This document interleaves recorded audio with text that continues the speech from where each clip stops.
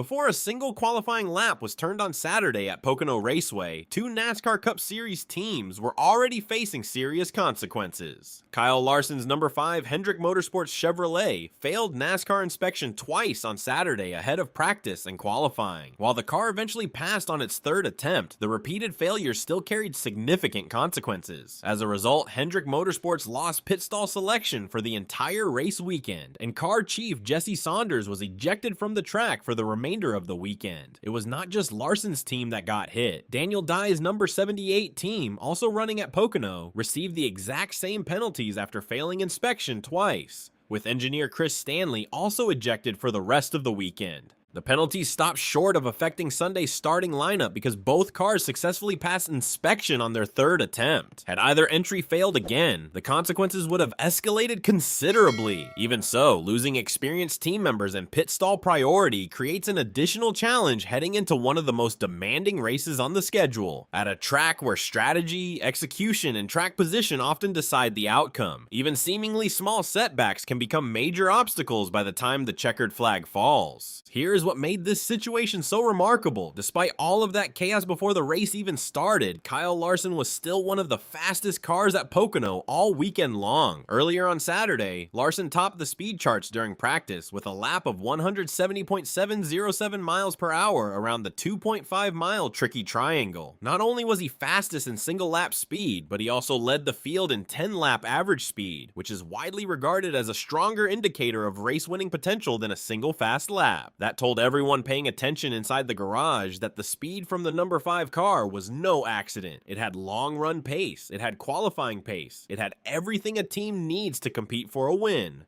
Then came qualifying. Even after all the inspection drama, Larson backed up that speed by posting the second fastest lap, earning a front row starting position for Sunday's race. The penalties created adversity. The inspection failures created distractions. The loss of Jesse Saunders forced Hendrick Motorsports to adjust race day operations entirely. But none of that slowed the actual performance of the race car. Inspection penalties have become a recurring theme throughout the 2026 NASCAR season as teams continue searching for every possible competitive advantage. At Pocono specifically, that pursuit can be especially aggressive because the three distinctly different corners of the tricky triangle force teams to compromise on setup, making track position a critical factor throughout the race. Now add one more layer to the chaos.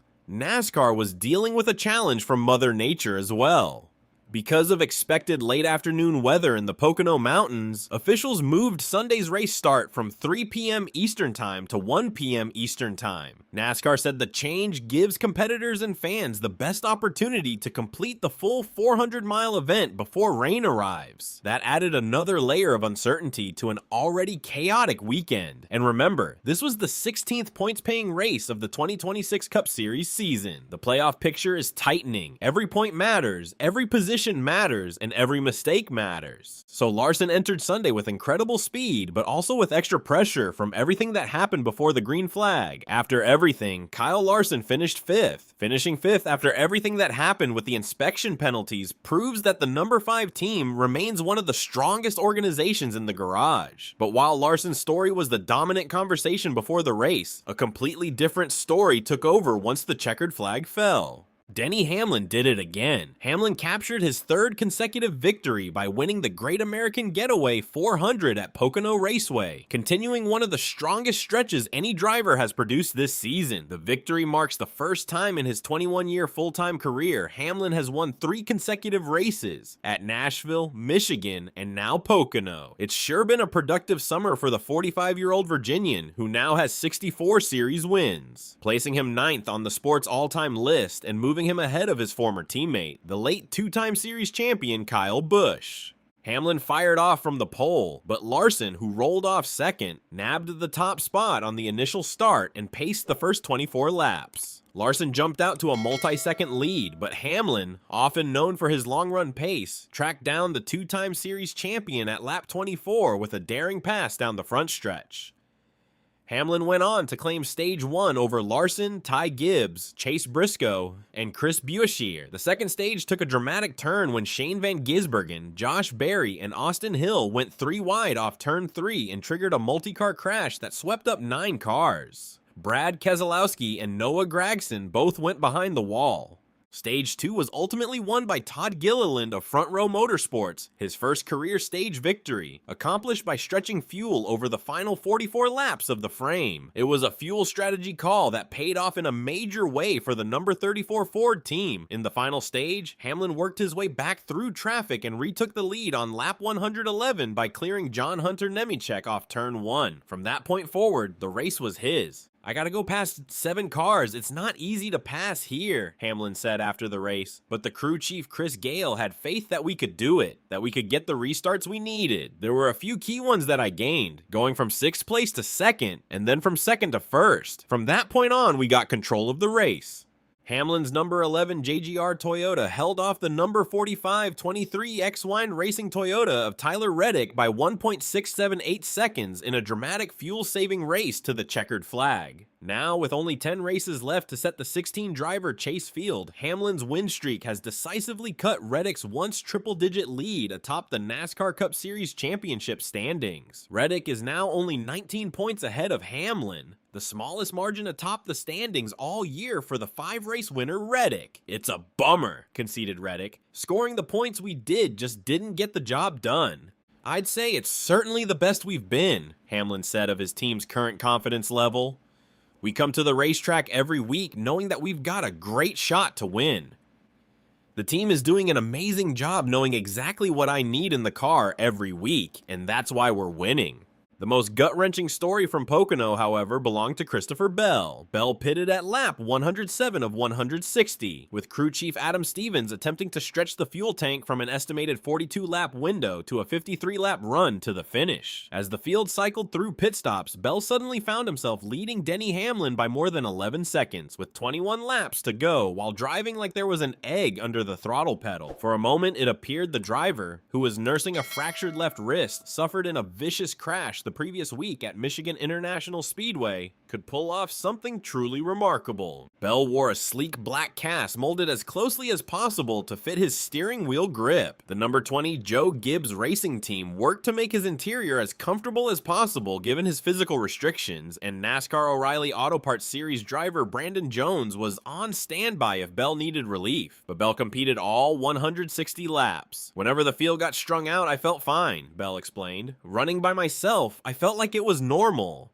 The trouble came on restarts. Certainly, adverse conditions, when people were making quick moves on restarts, or you get put 3 wide, the car gets loose. Those are very difficult," Bell said. "Restarts were very difficult."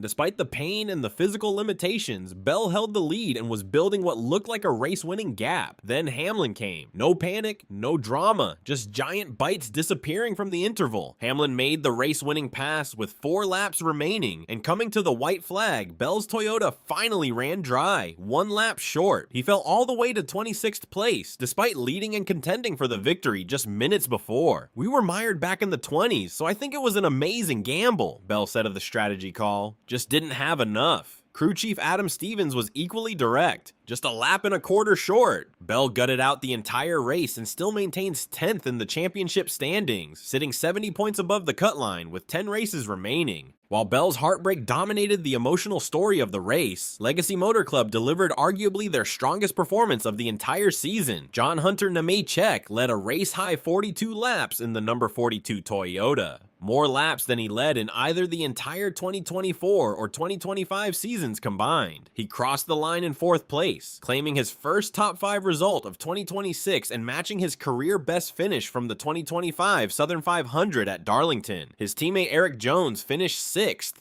his second consecutive top 10, and crucially moved above the playoff cut line. For Legacy Motor Club, this was not a fluke, it was a statement. "It gives us the solidification that we are working in the right direction," Nemechek said. "It's nice to finally put a decent result on paper, but overall, it was nice to lead laps today and be able to run up front all day." Now look at where the NASCAR Cup Series playoff picture stands heading into the final 10 regular season races. Tyler Reddick leads Denny Hamlin by just 19 points, the smallest gap between the top 2 all season. Shane Van Gisbergen sits 14th, only 10 points clear of 17th place Brad Keselowski. Eric Jones and Austin Cindric are ranked 15th and 16th, both only 4 points above the cut line. Behind Keselowski, Joey Logano is 21 points outside of the top 16. Every single race from this point forward is essentially a playoff race. And adding another storyline to watch, 6 cars have been sent to the NASCAR R&D Center in Concord, North Carolina for further inspection following Pocono. The numbers 5, 7, 12, 17, 42, and 45. 3 straight wins, 64 career victories, the championship gap down to 19 points. When a driver of Denny Hamlin's caliber starts stacking wins like this, confidence becomes just as dangerous as raw speed. The rest of the field has a serious problem. The NASCAR Cup Series now heads to Southern California for the inaugural Anduril 250 at the Qualcomm Circuit on Naval Base Coronado. Airing Sunday, June 21st at 4 p.m. Eastern Time on Prime Video. The pressure is increasing every single week, and right now, based entirely on results, Denny Hamlin looks like the most dangerous driver in the garage.